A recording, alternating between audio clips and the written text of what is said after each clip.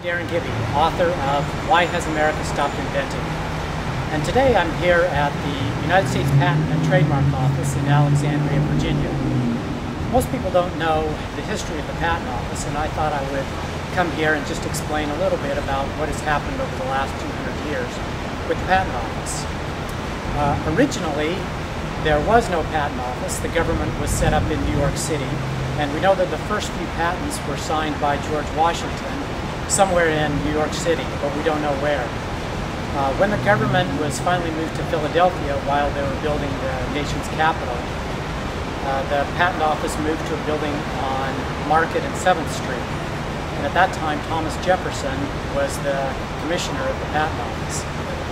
They held their meetings there monthly for several months until Thomas Jefferson decided that he'd had enough with going to those meetings and had the patent files brought to his home, and his home in Philadelphia became the patent office.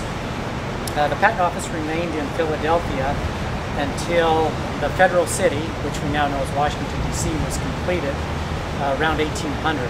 And in 1801, the patent office moved into the State Department building. They stayed there for about a decade until they ran out of room, and they decided to purchase an old abandoned hotel called Blodgett's Hotel. And there they moved, they refurnished it, moved the patent office in, had all the patent models there, and they stayed there until around 1830 when they decided that they needed a new fireproof patent office, which was kind of coincidental because in 1836 Blodgett's Hotel burned down along with a lot of the patent models. But at the same time, the new patent office was already under construction. It came along with the new Patent Act of 1836. When they moved into that patent office, they had a great patent museum there, and they remained there for a number of years. They also had a fire there. Today that is known as the National Portrait Gallery. They ran out of room in that after about 4 decades, and it moved around several times until in the 1830s it moved into the State Department with the Herbert Hoover building. And they stayed there until World War II broke out, and then they needed more office space in Washington, and so they moved into an old tobacco warehouse in Richmond, Virginia.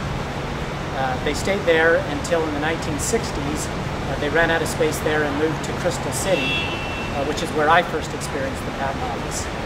Then in 2006 they ran out of space again, so they came here to Alexandria, Virginia, and built this complex at the corner of Duke and Delaney Streets.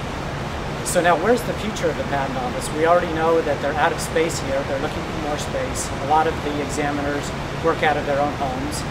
And they just announced that there will probably be regional patent offices, one to be located in Detroit, one perhaps in Denver, but we'll just have to wait and see. So there you have it. That's a brief history of the patent office.